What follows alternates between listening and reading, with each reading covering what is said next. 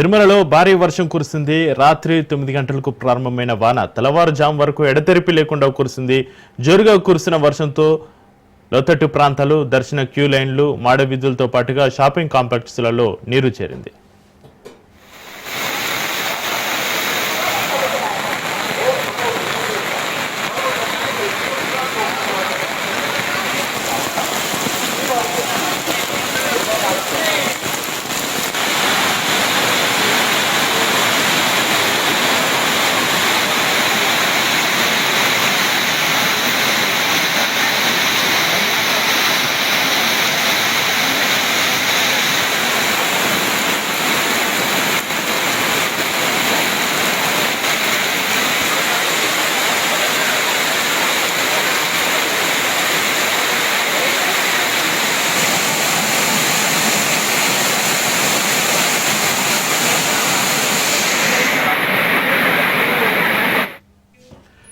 తిరుమలలో భారీ వర్షం కురిసింది. రాత్రి 9 గంటలకు ప్రారంభమైన వాన తెల్లవారుజాము వరకు ఎడతెరిపి లేకుండా కురిసింది. జోరుగా కురిసిన వర్షంతో లోతట్టు ప్రాంతాలు, దర్శన క్యూ లైన్లు, మాడ వీధులతో పాటుగా షాపింగ్ కాంప్లెక్స్లో నీరు చేరింది.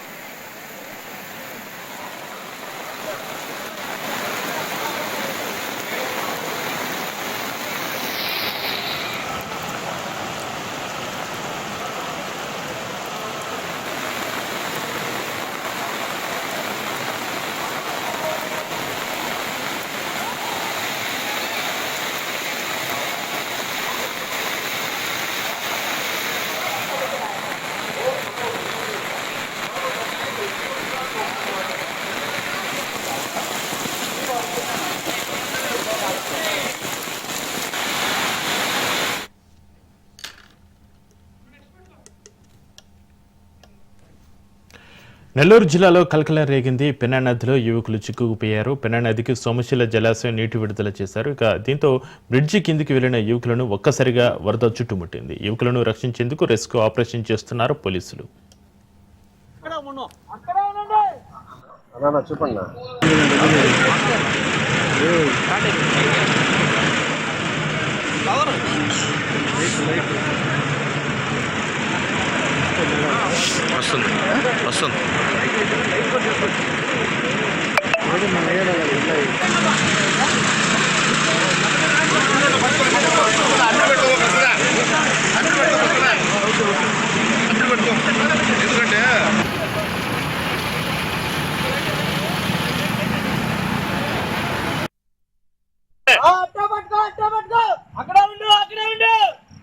లైట్ ఆన్ చేయకుండా లైట్ ఆన్ చేసుకోండి. వాళ్ళే అక్కడే ఉన్నాం. చెప్పండి. ఫీజు రియంబర్స్మెంట్పై చర్చలు సఫలమయ్యాయి. రాష్ట్రంలో ప్రైవేటు కళాశాలల బంద్ను తాత్కాలికంగా వాయిదా వేస్తున్నట్లుగా ప్రైవేటు కాలేజీ యాజమాన్యాలు ప్రకటించాయి. ప్రైవేటు విద్యా సంస్థల యాజమాన్యాలతోటి డిప్యూటీ సీఎం బట్టి విక్రమార్క, మంత్రి Sridhar Babu, CS Ramakrishna Rao, higher education chairman, ఉన్నత విద్యాశాఖ ప్రిన్సిపల్ సెక్రటరీ, కార్యదర్శులు ప్రైవేటు కాలేజీల యాజమాన్యాలతో సుదీర్ఘంగా చర్చించారు. ప్రైవేటు కళాశాలల సమస్యలను ప్రభుత్వం అర్థం చేసుకుంది అన్నారు. ఫీజు రియంబర్స్మెంట్ బకాయిలు చెల్లించాలంటూ ప్రైవేటు ఉన్నత విద్యా సంస్థల సమైక్య బంద్కు పిలుపునిచ్చారు. రాష్ట్ర ప్రభుత్వం 8,000 కోట్ల బకాయిలు చెల్లించాల్సి ఉందని గత కొన్ని నెలలుగా ప్రభుత్వం పట్టించుకోవడం లేదని పేర్కొంది. దీంతో ఈ నెల 15 నుంచి నిరవధిక బంద్కు సిద్ధమని హెచ్చరించింది. ఈ నెల 21 లోపు టోకెన్ జారీ చేసి 1,200 కోట్లు చెల్లించాలని, లేకపోతే 23 నుంచి 25 తేదీలో విద్యార్థులతో సమావేశాలు నిర్వహిస్తామని తెలిపింది.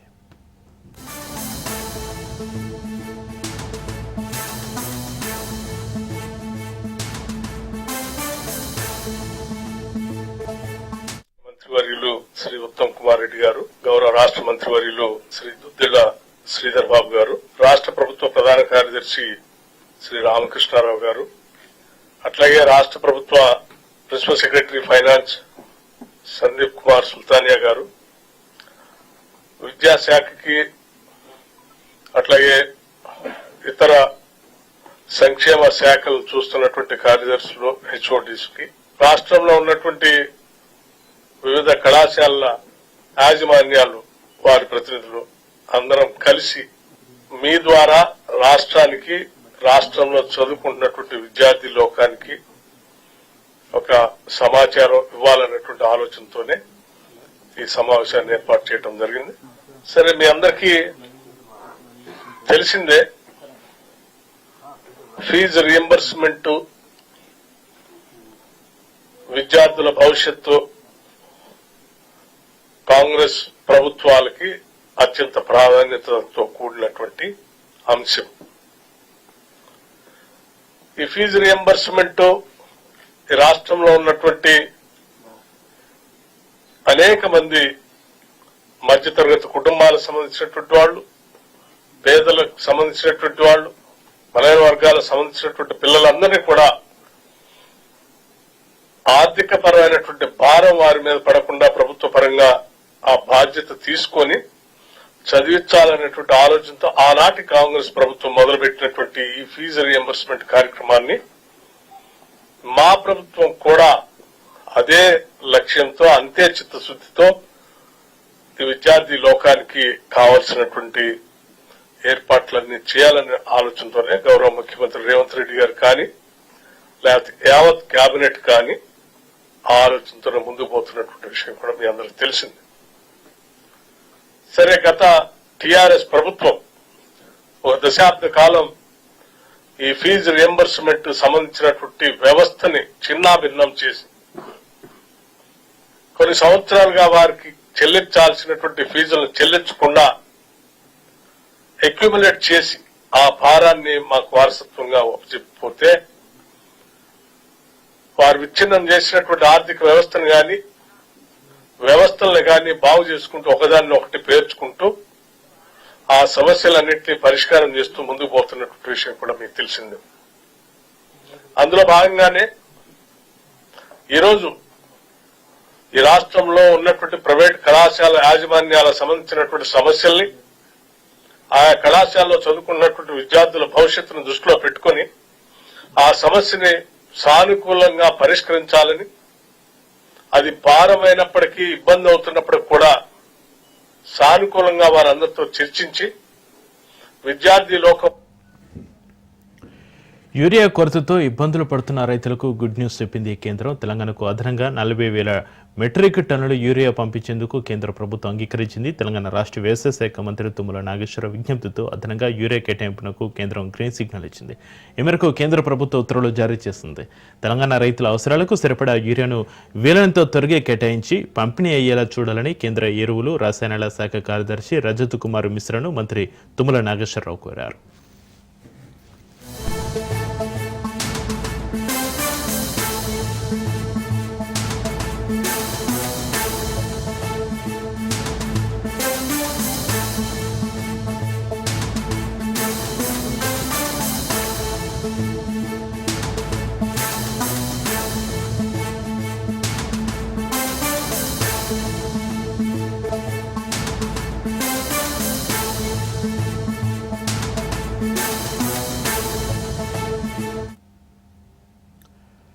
హైదరాబాద్ వెంగళరావు నగర్ బీఆర్ఎస్ కార్యకర్తలతోటి కేటీఆర్ సమావేశమయ్యారు. జూబ్లీహిల్స్ బైపోల్పై బీఆర్ఎస్ ఫోకస్ చేసింది. డివిజన్ల వారీగా కార్యకర్తలతోటి కేటీఆర్ సమావేశం అవుతున్నారు. హైదరాబాద్లో ఒక్క సీటు కూడా కాంగ్రెస్కు రాలేదని, హైదరాబాద్ ప్రజలు జాతీయ పార్టీలను నమ్మడం లేదన్నారు కేటీఆర్. 2 ఏళ్ల పాలనలో కాంగ్రెస్ ఏం చేస్తుందని ఇచ్చిన హామీలను తుంగలో తొక్కారన్నారు. యూరియా కొరతతో రైతులు ఇబ్బందులు పడుతున్నారన్న కేటీఆర్, కాంగ్రెస్ నేతలు యూరియాను బ్లాక్ మార్కెట్కు తరలిస్తున్నారన్నారు. कांग्रेस के जमाने से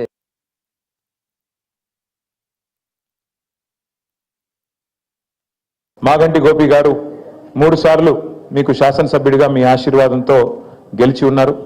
అనుకోకుండా ఎన్నిక జరిగిన సంవత్సరన్నర లోపే మరి అనుకోకుండా వారు అకాల మరణం చెందడం, దానివల్ల ఈ ఉప ఎన్నిక అనివార్యంగా మన ముందుకు వచ్చింది. మీ అందరితో నా ప్రార్థన ఒకటే, హైదరాబాద్ మహానగరంలో జిహెచ్ఎంసీ పరిధిలో ఓఆర్ఆర్ లోపల ఒక్కటంటే ఒక్క సీటు కూడా కాంగ్రెస్ పార్టీకి పొరపాటున కూడా ఓఆర్ఆర్ లోపల ఒక్కరు కూడా ప్రజలు నమ్మలేదు, కాంగ్రెస్ని ఒక్క సీటు కూడా ఇవ్వలేదు. అట్లాగే బీజేపీకి కూడా అడ్డిమారి గుడ్డి దెబ్బ అన్నట్టు ఒక సీటు వచ్చింది తప్ప ఒక్కటంటే ఒక్క సీటు కూడా 2 జాతీయ పార్టీల కాంగ్రెస్ కానీ బీజేపీకి కానీ ఇయ్యలేదు, మీరు నమ్మలేదు.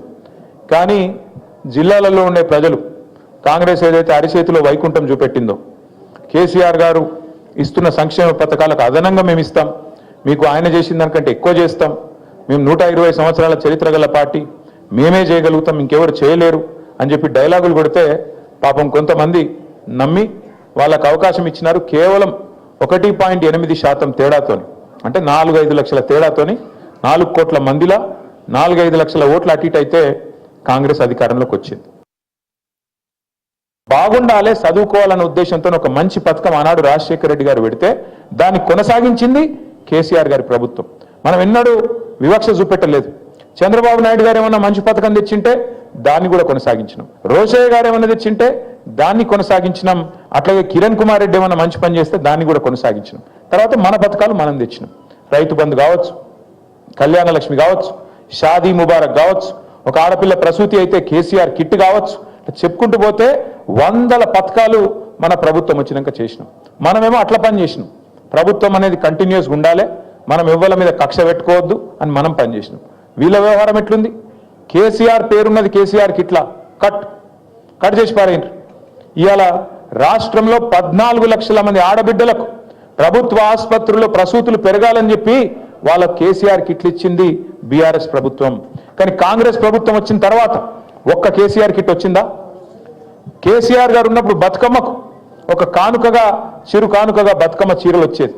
రంజాన్ వస్తే రంజాన్కు రంజాన్ తోఫా వచ్చేది. క్రిస్మస్కు క్రిస్మస్ కానుక వచ్చేది. ఇవాళ చీర కాదు, జాకెట్ ముక్క పెడుతుండ వీడు కనీసం. ఇక మళ్ళీ పెద్ద పెద్ద మాటలు, ఇందిరమ్మ రాజ్యము, ప్రజాపాలన, ఆడబిడ్డలు అందరినీ కోటీశ్వరులు చేస్తా. బీఆర్ఎస్ వర్కింగ్ ప్రెసిడెంట్ కేటీఆర్ పరువు నష్టం దావాపై కేంద్ర మంత్రి బండి సంజయ్ రియాక్ట్ అయ్యారు. కేటీఆర్ డ్రగ్స్ తీసుకులేదని ముందుకు వచ్చే ధైర్యం ఉందా అంటూ ప్రశ్నించారు. సిరిసిల్లలో వరదలు వస్తే కేటీఆర్ ఎందుకు స్పందించలేదన్నారు. వ్యక్తిగతంగా వద్దని రాజకీయ నాయకుడిగా పరువు నష్టం దావా వేయమన్నారు. ఇక యూరియాపై బండి సంజయ్ కీలక వ్యాఖ్యలు చేశారు. రబీ సీజన్ సంబంధించిన 2 లక్షల మెట్రిక్ టన్నుల యూరియా ఏమైందని, కాంగ్రెస్ ఎమ్మెల్యేల గన్మెన్లు బ్లాక్ మార్కెట్లో అమ్ముకుంటున్నారని విమర్శించారు. ₹1 ఇచ్చినావా? ఈ 10 లక్షలు తీసుకపోయి సిరిసిల్ల ఇస్తే ఏమే కోట్ల రూపాయలున్నాయి. ఇజ్జద్దావా తెలంగాణ రాష్ట్రంలో వేయాలంటే నువ్వు మీ అయ్య బయటికి రారు. నువ్వు మీ అయ్య తిట్టిన తిట్లు తిట్లే. నేను లవంగం తింటే తంబాకు అన్నావు, గుండాల కొంచెం అన్నా. ఇజ్జదా వేరాదా? నన్ను వాడు వీడు అని మాట్లాడినావు. ఇజ్జదా వేరాదా నీ మీద? మీ అయ్య నన్ను నా తలకే 6 ముక్కలు నట్టుకున్నాడు. ఇజ్జదా వేరాదా? నీ అయ్య నన్ను వాడు వీడు అని ఏ భాష అంటే ఆ భాష మాట్లాడాడు. ఇజ్జదా వేరాదా? తెలంగాణ రాష్ట్రంలో ప్రజలను దళిత బంధు, దళితులు ముఖ్యమంత్రి చేస్తాన్నావు, మోసం చేస్తావు. ఇజ్జదా వేస్తే ఏడుంటావు నువ్వు? యువతకు ఉద్యోగాలు ఇస్తావు, మోసం చేస్తావు. ఇజ్జదా వేస్తుంటే నువ్వు నీ అయ్యి ఏడుంటారు? నిరుద్యోగ బుద్ధి ఇస్తావు, ఇయ్యలేదు. ఇజ్జదా వేస్తే ఏడుంటావు నువ్వు? రుణమాఫీ అన్నావు, చేయలేదు. ఇజ్జదా వేస్తే ఏడుంటావు నువ్వు? డబుల్ పేమెంట్ ఇస్తావు, మోసం చేస్తావు. ఇజ్జదా వేస్తే ఏడుంటావు నువ్వు? ఎట్లా బెదిరిస్తే భయపడే వ్యక్తి బండి సంజయ్ కాదు. నువ్వు ఉద్యమం పేరుతో వచ్చినావు, మీ నాయన పేరేపి మీ అయ్య పేరేపి నువ్వు వచ్చినావు. నేను 9 సార్లు జైలుకి పోయినా. నా మీద నీ ప్రభుత్వం పెట్టిన కేసులు 109 కేసులు. కానీ అన్నిటిని నేను ఎట్లా ఎదుర్కొన్నా? రాజకీయ నాయకుడు నేను. ధైర్యంగా రాజకీయాన్ని ఎదుర్కొనే తప్ప ఇజ్జదావాలు వేసి బెదిరించే ప్రయత్నం చేస్తే భయపడే వ్యక్తి బండి సంజయ్ కాదు. నేనే బూతులు మాట్లాడలే, ఇక్కడ వాస్తవాలు మాట్లాడినా. నేను కోర్టుల పక్కన నిరూపించుకుంటా. యూరియా విషయంలో రబీ సీజన్ లో 12 లక్షల మెట్రిక్ టన్నుల యూరియా తెలంగాణ రాష్ట్రానికి కేంద్ర ప్రభుత్వం కేటాయించింది. ఆ రబీ సీజన్ లో రాష్ట్ర ప్రభుత్వం అంచనాల ప్రకారము ఎంత అవసరం అంటే 9 లక్షల మెట్రిక్ టన్నులు మాత్రమే అవసరము. మిగతా 3 లక్షల మెట్రిక్ టన్నులు ఏమైంది? సరే, 1 లక్ష మెట్రిక్ టన్ అటు ఇటు పోయింది అనుకో, కొద్దిగా ఎక్కువ తక్కువ వాడుకుంటారు అనుకో. మిగతా 2 లక్షల మెట్రిక్ టన్నుల యూరియా రబీ సీజన్ సంబంధించి ఏమైంది? ఇలా పొలాలకు రైతుల చేతులకు రావాల్సిన యూరియా ఎమ్మెల్యేల గన్మెన్లతోని ట్రక్కులు, టిప్పర్లు, లార్లు రోడ్లు పక్కదారి పడుతుంటే ఇలా కేంద్ర ప్రభుత్వాన్ని ఏ విధంగా విమర్శిస్తారు? 10 సంవత్సరాలు మోడీ గారి ప్రభుత్వం ఏర్పడ్డ 11 సంవత్సరాల కాల వ్యవధిలో ఏ ఒక్క రోజు కూడా యూరియా కొరత రాలే. ఇప్పుడే యూరియా కొరత ఎందుకు వచ్చింది? యూరియా బ్లాక్ ఎందుకు తరలిస్తున్నారు? చెప్పులు పెట్టి క్యూలో నిలుస్తున్న పరిస్థితి ఎందుకు వచ్చింది? మీరు తప్పించుకొని రైతులకు అన్ని విషయాలు తెలుసు, ప్రజలకు అన్ని విషయాలు తెలుసు కాబట్టి, రాష్ట్ర ప్రభుత్వం తప్పిదం తెలుసు కాబట్టి బ్లాక్ మార్కెట్ లో నిన్న దొరికింది మిర్యాలగూడలో 1 లోడ్ దొరికింది. ఎక్కడిది మరి? ఇది దొరికింది 1 లోడ్, దొరకని ఎన్ని ఉన్నాయి? ఇంకా కేంద్ర ప్రభుత్వం అడిగేది కదే, మేము ఇంత యూరియా ఇస్తే ఏడికి వెళ్తుంది యూరియా? బ్లాక్ మార్కెట్ తరలిస్తే రాష్ట్ర ప్రభుత్వం ఎందుకు కంట్రోల్ చేయలేకపోతున్నది? రైతులు ఇబ్బంది పడుతుంటే రాష్ట్ర ప్రభుత్వం. పార్టీ మారిన 10 మంది ఎమ్మెల్యేలపైన అనర్హత వేటు వేయాలని కోరుతూ స్పీకర్కు విజ్ఞప్తి చేసినట్లుగా తెలంగాణ మాజీ మంత్రి బీఆర్ఎస్ నేత జగదీష్ రెడ్డి వెల్లడించారు. బీఆర్ఎస్ పార్టీకి చెందిన పలువురు ఎమ్మెల్యేలు శాసనసభ అదనపు కార్యదర్శి ఉపేందర్ రెడ్డిని కలిశారు. బీఆర్ఎస్ పార్టీ నుంచి 10 మంది ఎమ్మెల్యేలు కాంగ్రెస్ పార్టీలో చేరిన విషయాన్ని ఆయన దృష్టికి తీసుకెళ్లారు. పార్టీ ఫిరాయింపులకు పాల్పడిన వారిపైన 3 నెలల్లో నిర్ణయం తీసుకోవాలని సుప్రీంకోర్టు స్పష్టం చేసిందని శాసనసభ అదనపు కార్యదర్శికి తెలియజేశారు.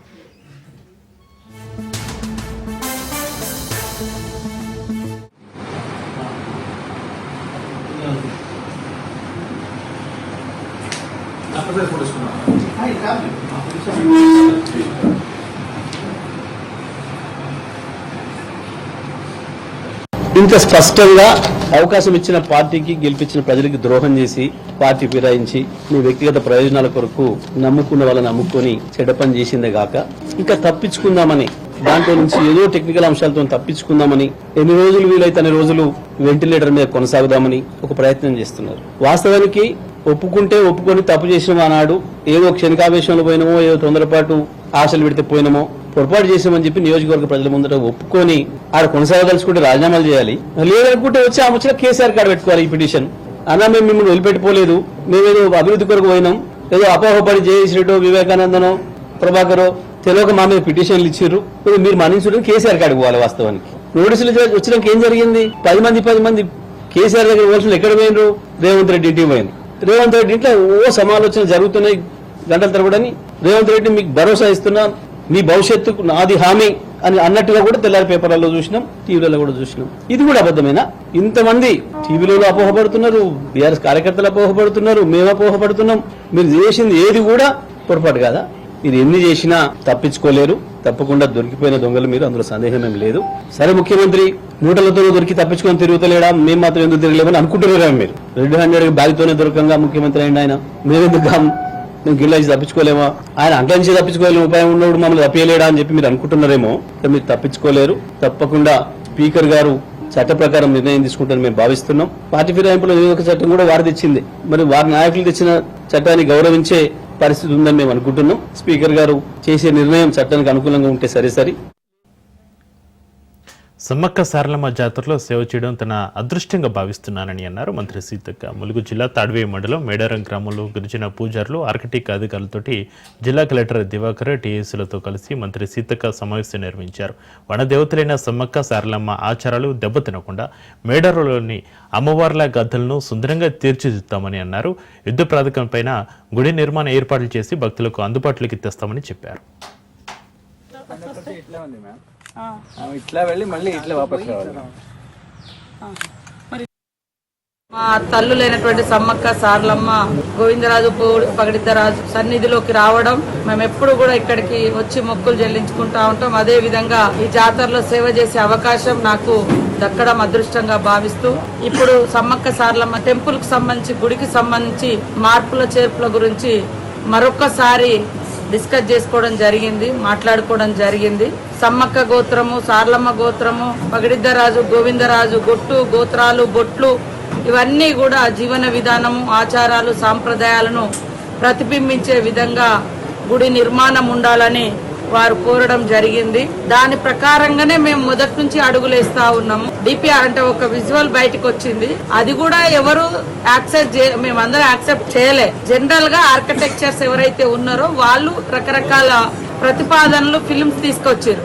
దాన్ని మేము ఇక్కడ పూజార్లతో చర్చించడం, వాళ్ళు కొన్ని మారాలి అన్నారు. మేము మధ్యలోనే సీఎం గారి దగ్గర కూడా చర్చ పెట్టినాం, అంటే సీఎం గారితో మీటింగ్ పెట్టడం జరిగింది. మరి గుడి నిర్మాణం చేయాలనుకుంటున్నాం కదా సార్, మీరు ఆదేశించారు, ఇట్లా వస్తుందంటే వారు ఒకటే అన్నారు, కడితే మంచిగా కడదాం, లేకుంటే తల్లులను ముట్టుకోవద్దు. కాబట్టి ఎంత ఖర్చు అయినా పర్వాలేదు, 1000 ఏళ్ల నాటి చరిత్రను మరో 1000 ఏళ్ళైనా గుర్తుండేటట్టుగా మరి తల్లుల యొక్క ప్రతిరూపాలు, వారి యొక్క గుడి ఉండాలని చెప్పడంతో మరి ఆ దిశగా కలెక్టర్లతో సీఎం చంద్రబాబు సమావేశం నిర్వహించారు. 2 రోజుల పాటు కలెక్టర్ల సదస్సు జరగనుంది. అన్ని సేవలపైన ప్రజల నుంచి ఫీడ్బ్యాక్ తీసుకుంటామన్నారు. ఇక రోడ్లు, మౌలిక సదుపాయాలపైన దృష్టి పెట్టాలన్నారు సీఎం చంద్రబాబు. రోడ్లు గుంతలు లేకుండా సరిచేయాలన్నారు.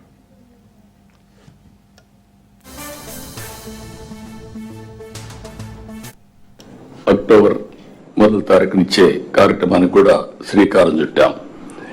అంటే మీరు ఇవి కాకుండా చాలా మందికి ఈ రోజు మీరు అందరూ గుర్తుపెట్టుకోవాల్సింది, నేను కూడా ఎకనామిక్ స్టూడెంట్ని. ఆర్థిక సమస్యలు వచ్చినప్పుడు ఆటోమేటిక్ గా ట్రికిల్ డౌన్ అవుతుంది, పేదరికం పోతుంది అని ఆలోచించిన వాళ్ళలో నేను కూడా ఒకడిని. ఆర్థిక సమస్యలు రావాలి, సంపద సృష్టించాలి, ఆదాయాన్ని పెంచాలి, దీనివల్ల ఆటోమేటిక్ గా పేదవాళ్ళకు చేరుతుంది అని ఆలోచించాం. అదే పీపీపీ మోడల్. ఈరోజు ఆ పీపీపీ మోడల్ మీరు చూసే పబ్లిక్ ప్రైవేట్ పార్ట్నర్షిప్ లో రోడ్లు వేస్తున్నారు, టెలికమ్యూనికేషన్, పవర్, ఒకటనే కాదు, పోర్ట్స్, ఎయిర్పోర్ట్స్, ఎవ్రీథింగ్ వచ్చారు. దీనివల్ల సంపద సృష్టించబడింది, ఆదాయం పెరిగింది గవర్నమెంట్ కి, డెవలపర్స్ కి కూడా ఆదాయాలు పెరిగాయి, సంపద పెరిగింది. కానీ పేదవాడు రిలేటివ్ గా పేదవాడయ్యాడు, ఇంకా ఆర్థిక అసమానతలు పెరిగిపోతున్నాయి. Is it not our responsibility through welfare and also P4? అందులో నుంచి పుట్టింది public private peoples partnership.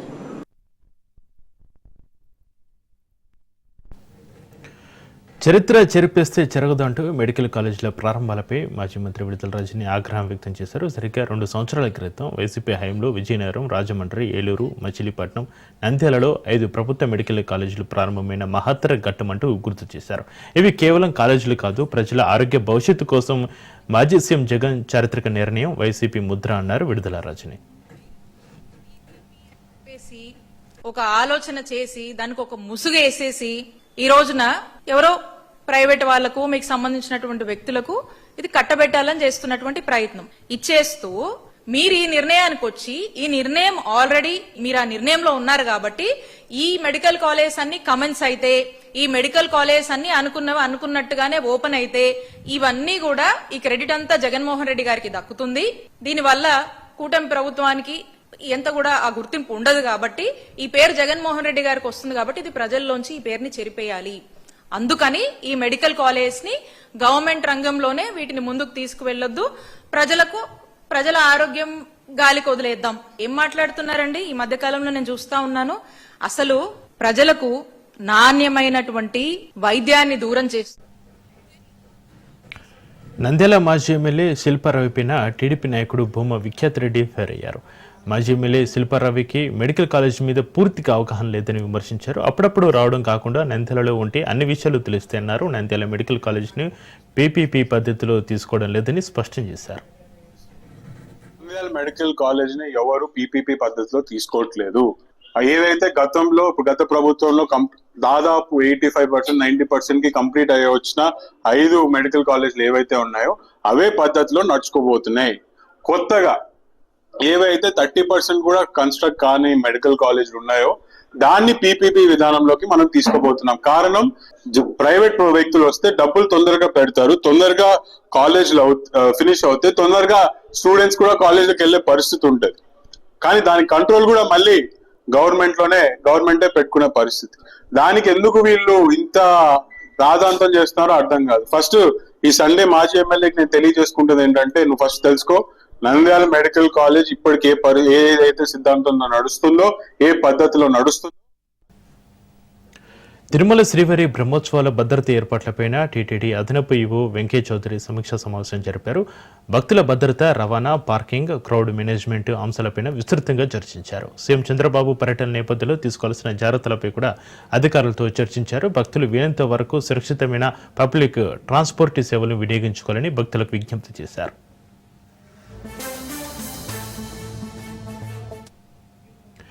Tirumala శ్రీవారి వార్షిక బ్రహ్మోత్సవాలు ఈ నెల 24 నుంచి అక్టోబర్ 2 వరకు 9 రోజుల పాటు జరగనున్నాయి. ఈ సమయంలో లక్షలాది మంది భక్తులు తిరుమలకు తరలి వస్తారు. బ్రహ్మోత్సవాలకు టీటీడీ ప్రత్యేక ఏర్పాట్లు చేపట్టింది. భక్తుల రాకపోకలకు ఇబ్బందులు లేకుండా, ముఖ్యంగా వాహన సేవలు, మూల విరట్టు దర్శనం సాఫీగా జరిగేలా అధికారులను ఆదేశించారు. ఆలయ మాడవీధుల గ్యాలరీలో 2 లక్షల మంది భక్తులు కూర్చునే సౌకర్యం ఉందని అదనపు ఈవో తెలిపారు. ఈ నెల 24న సాయంత్రం రాష్ట్ర ప్రభుత్వం తరపున పట్టు వస్త్రాలు సమర్పించేందుకు తిరుమల రానున్న సీఎం చంద్రబాబు పర్యటనను దృష్టిలో పెట్టుకుని సామాన్య భక్తులకు అసౌకర్యం కలగకుండా చర్యలు తీసుకున్నట్లుగా తెలిపారు.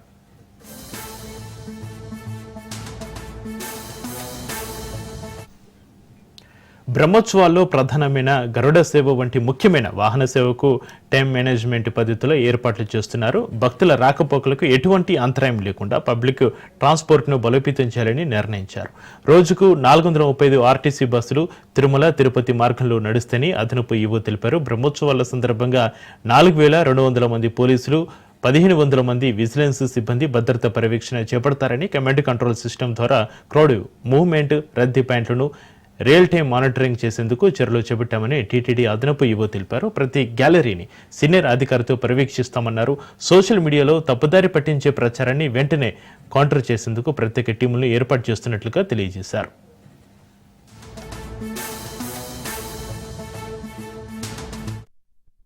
బ్రహ్మోత్సవాలకు సంబంధించి పోలీస్ వైపు నుంచి అలానే మన విజిలెన్స్ వాళ్ళు టీటీడీ ప్లాన్స్కి సంబంధించి ముగ్గురం కూడా కూర్చొని డిస్కస్ చేయడం జరిగింది. ముగ్గురు కూడా మన కోఆర్డినేషన్ తోటి ఒకే సింగిల్ ప్లాన్ తోటి వెళ్ళాలి. సింగిల్ ప్లాన్ ఎందుకంటే దీంట్లో పిలిగ్రిమ్ యొక్క దర్శనానికి సంబంధించి సేఫ్టీ అండ్ సెక్యూరిటీకి సంబంధించి అలానే విజిలెన్స్ సెక్యూరిటీకి సంబంధించి దీనికి సంబంధించి ఒక ప్లాన్ డిఫరెంట్ ప్లాన్స్ ఉంటాయి. ఆ ప్లాన్స్లో కూడా ఎక్కడెక్కడ కోఆర్డినేషన్ అవసరం అవుతుంది అనే దాన్ని పూర్తి స్థాయిలో కులంకుశంగా డిస్కస్ చేయడం జరిగింది. దీనివల్ల మరింతగా క్లారిటీ వచ్చింది. క్లారిటీ ఏంటంటే మనకి ఎగ్జాక్ట్గా లాస్ట్ ఇయర్ని డేటాను బేస్ చేసి ఎంతమంది రాబోతున్నారని ఒక అంచనాకు వచ్చాం. అలానే లాస్ట్ ఇయర్ వెహికల్స్ ఎన్ని వచ్చాయి, పబ్లిక్ ట్రాన్స్పోర్ట్ సిస్టంలో ఎన్ని వెహికల్స్ వచ్చాయి, అలానే ఎంత పార్కింగ్ ప్లేస్ ఉంటే ఎంత అలో చేశాము, అలానే కింద పార్కింగ్ సిస్టాన్ని ఎలా స్ట్రెంథన్ చేశాము. దాని ద్వారా మనకి ఎక్కడా కూడా పిలిగ్రిమ్స్కి ఏ రకంగా ఇబ్బంది లేకుండా పబ్లిక్ ట్రాన్స్పోర్ట్ సిస్టంలో తీసుకొచ్చి అలానే పబ్లిక్ ట్రాన్స్పోర్ట్ సిస్టంలో కింద దాకా ఎలా వాళ్ళని డ్రాప్ చేయొచ్చు అనేది కానీ